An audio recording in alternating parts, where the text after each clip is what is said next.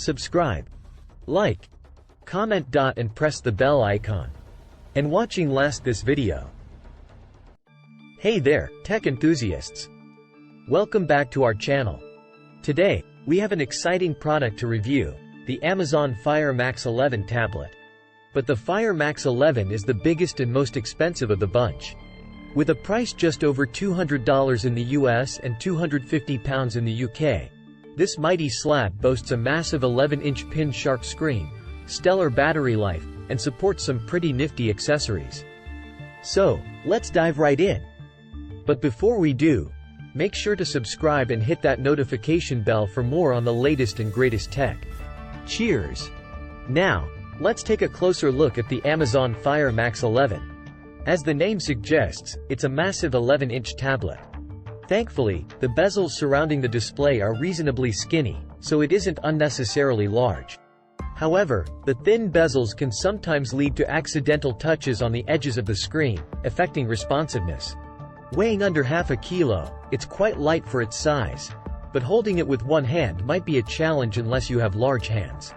The front of the tablet is protected with strengthened aluminous silicate glass, which can take a proper pounding. On the back, we have a solidly constructed aluminum chassis made from 55% recycled materials. The available color is gray, and while the soft touch finish feels nice, it tends to collect greasy fingerprints and scuff marks. Let's now take a quick tour of the ports, buttons, and other features. Most of the action is happening on the right edge, where you'll find the power button, volume rocker, Type-C USB port, and the memory card slot. You can use the included pin device to remove the memory card slot cover and expand the storage with a micro SD card. At the bottom, we have the connector pins for attaching the keyboard dock, and up top, there's a pair of stereo speakers. What's impressive is that the fingerprint sensor is built into the power button, allowing you to conveniently unlock the Fire Max 11 with just a tap of your finger. Speaking of software, the tablet runs on Amazon's own Fire OS, a different beast compared to Google Android. It's heavily geared around Amazon's products and services. However, it's worth noting that the Fire Max 11 will display ads unless you pay an extra tenner to remove them, which might feel a bit cheeky considering the tablet's price. I opted for the version without ads, so I can't tell you how intrusive they are, but it might be worth it if you dislike ads as much as I do.